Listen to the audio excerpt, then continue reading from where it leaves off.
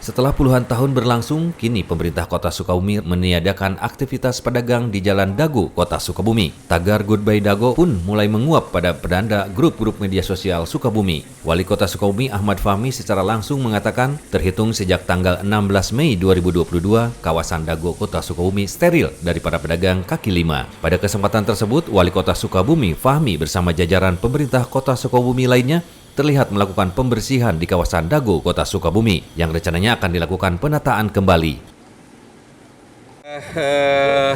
Sebagaimana saya sampaikan di awal, bahwa kami dalam rentang waktu 1 tahun terakhir telah memberikan kesempatan kepada para PKL di sini untuk mereka mampu menjaga kawasan yang baru saja dibangun.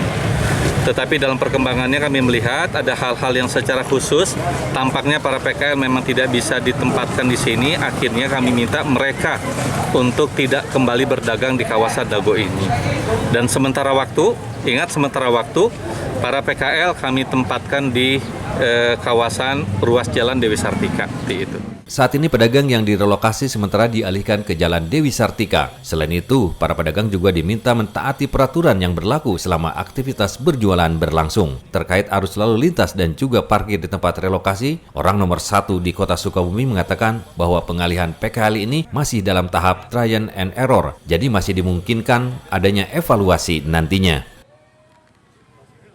Penempatan ini sifatnya kita uji coba ya, try and error, kita uji coba. Kalau nanti kita melihat, kita analisa ternyata kurang sesuai penempatannya, kurang sesuai kondisinya, mari kemudian kita lakukan